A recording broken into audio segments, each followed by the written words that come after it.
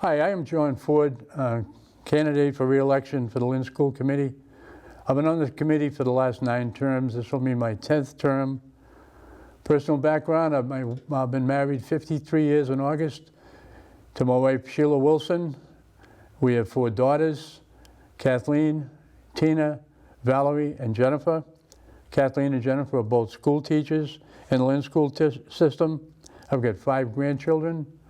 My sister is the Joanne Egan, former principal of Sacred Heart for over 32 years. The Ford School is dedicated in the memory of my Uncle Robert. My father was a local politician.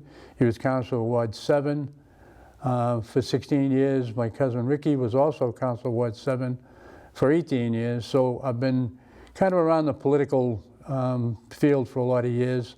I really enjoy being on the school committee. I take the position very much to heart. Several years ago, 5 years ago to be exact, got a phone call from Fred Hogan to start a committee, what we call Stop the Violence in Lynn.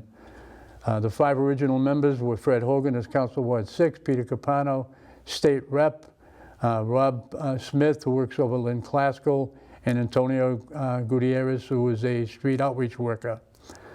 It started 5 years ago. We have a very vibrant and active organization. We do a lot with Lynn Youth. We have an annual march every year in September. This will be the 5th one coming up. We do 3-on-3 basketball, 7-on-7 football. It's a great thing. We do speaker series where we bring in people to talk to the middle school kids to kind of tell them there are alternatives to violence. There are ways to get ahead, just focus more on the education, and I think we've done a pretty good job of that. We get some good feedback. You know, I worked for General Electric for 35 years. I went on to work 7 years in the State House for State Representative Stephen Walsh, State Representative Brendan Creighton, who is now Senator Brendan Creighton. As far as the pressing needs for the new schools, or for the schools, I think the #1 concern in the city is our infrastructure, and that is the need for new schools. People sometimes take that as it's strictly due to the overcrowding, and I think they fail to realize that the real need is infrastructure in Lynn. Just a quick example of 4 schools. Corbett was built in 1850, which makes it 169 years. Avon, 1897, 122 years.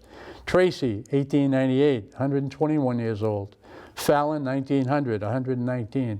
If you take all of our schools, the average age is 82, and that's factoring in a Marshall school, which is only 3 years old. So the first need, I think, is new schools. That won't happen right away, and I think what we're going to end up with is portable classrooms, which are expensive as far as site preparation, but they definitely solve the need, and they will help with the overcrowding situation. I think the second issue coming up this year is pay increases for the teachers. I think this is very important. We have a great group of teachers in Lynn.